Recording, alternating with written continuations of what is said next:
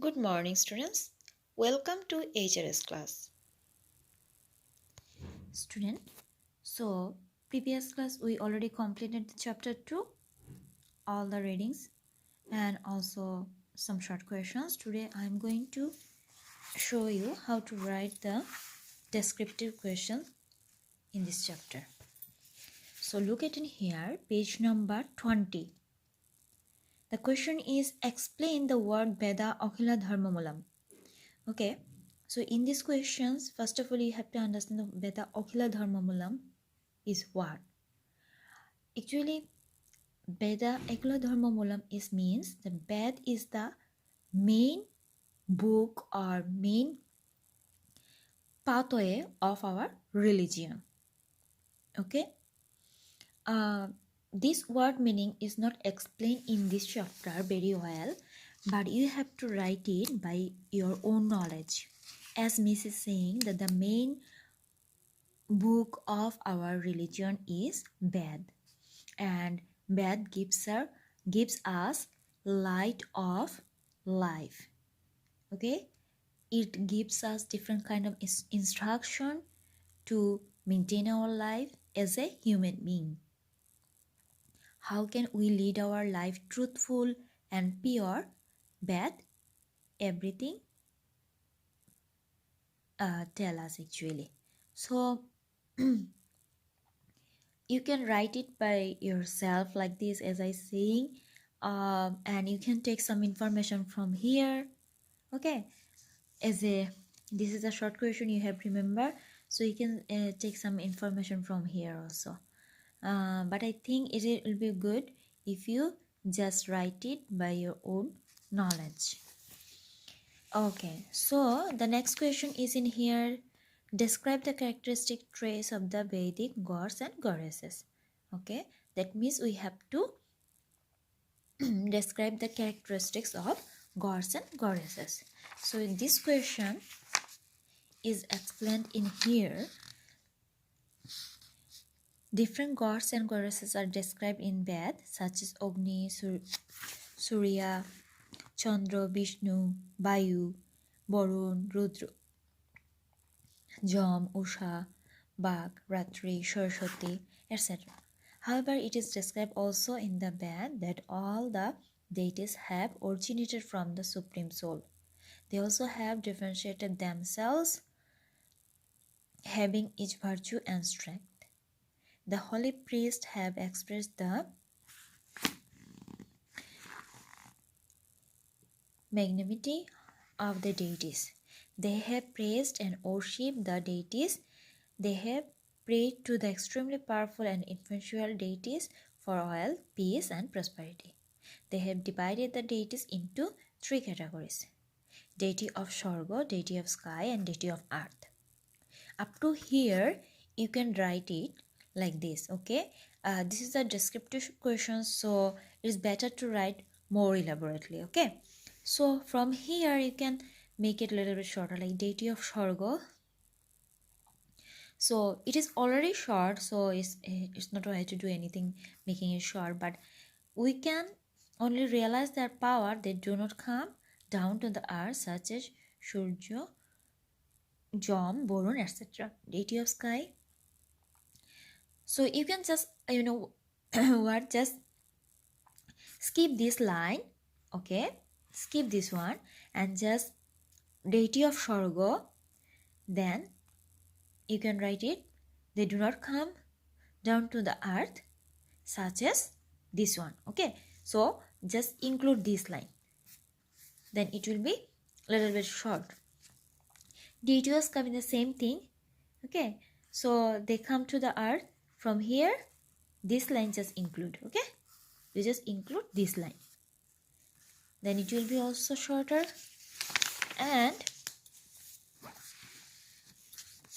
deity of the earth, the deities who come down and stay in the earth are called the deity of the earth, such as Agni. Up to here, you can complete this question's answer. But again, see the most important things of this part. So don't skip this part. Okay, write this part. Okay, now look at the question number 3. Describe the Samhita of the Ved. Okay, so this question's answer usually we will get from page number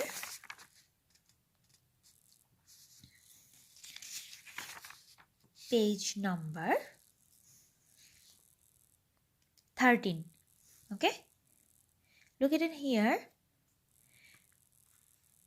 We can acquire knowledge about the creator, nature and life by reading the Veds. Okay, so this is the question number 3. You can give question number 3. Each of the Veds has its special significance. We know about different gods and goddesses by reading Rig Ved Samhita, and thus we'll learn to praise the gods and goddesses.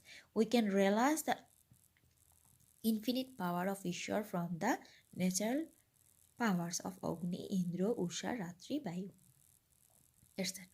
We will try to improve our life by idolizing their vibrant activities. So up to here, you can complete this question's answer. Okay, because they just asking the Samhita. So this is good enough, as I think. Okay, so next questions in here. Describe the history of origin of the Srimad Bhagavad Gita.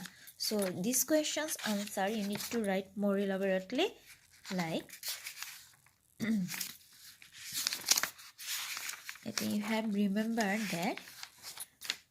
Yes, this question's answer, actually short question answer 2, we also gave it from here. So this question answer you have to start from here. Okay, or yeah, you can skip this part because they are explaining in here what is the Mahabharata. So if you skip this part, then you can start it from here. Look at in here. Many of us have come to know the story of the war of Kurukshetra. So better to start from here. Okay.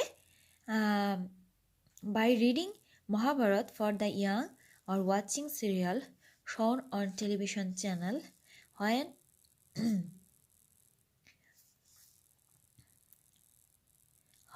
on the eve of the war of Kurukshetra. Okay, Arjun expressed his unwillingness to engage in a war. Bhagavan Sri Krishna gave Arjun some instructions, and these have been compiled into the book of Srimad Bhagavad Gita. They are asking about the origin. For that reason, we are going to say everything, okay? Whatever in writing in here, we cannot skip in this part.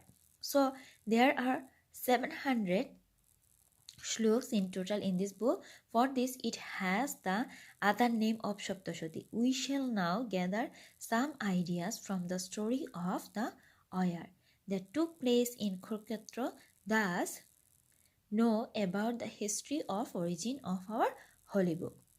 Okay, so up to here you can complete it. I think this is good enough to write for a descriptive questions.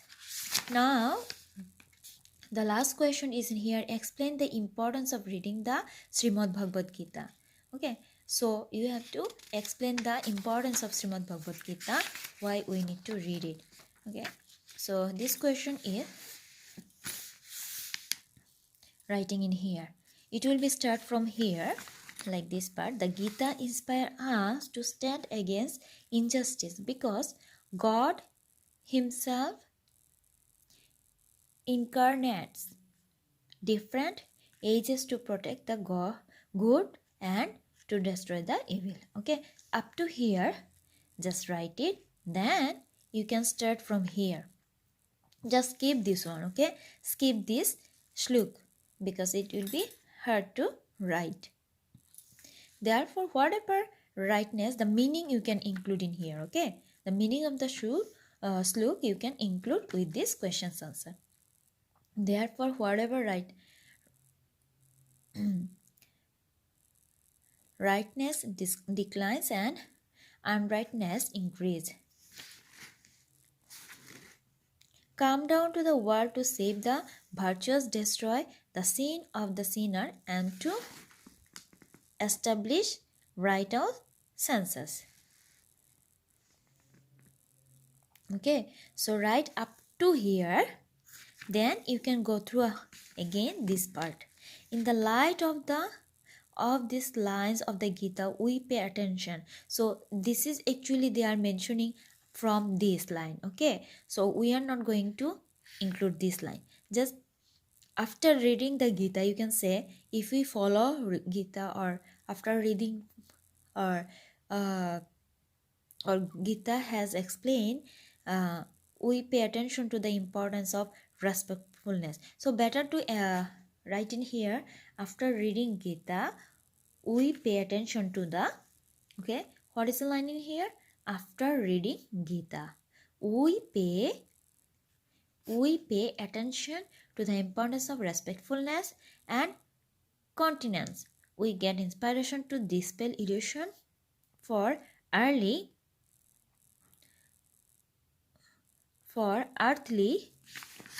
matters. We incline to judge in practicing religion, therefore avoiding traditional meaningless rules. We try to understand the moral of the theory. We try to love other after driving evil thoughts out of our mind, as everything exists in Bhagavan Sri Krishna. Anyone can pray to Ishwar in any way, and Ishwar replies him or her just in the same way. Thus here rings the tone harmony of religions. The Gita tells us about knowledge, and at the same time it shows us the purpose of life. In this regard, the importance of Gita as a sacred scripture of the Hindu is beyond description. Okay, so up to here, if you are able to write it, maybe some of the lines you can skip, no problem, but try to understand this part and write the importance of the Srimad Bhagavad Gita from this part. Okay, how much you can write it. I think you understand this part. Okay, so previous class I already talked about the short question from page number 19, and today I just explain about the descriptive question, how should you write it. Okay, so next class we will talk about the creative questions. So hopefully you understand and try to write by yourself from this chapter. Okay, so this is all about today. Take care. Bye.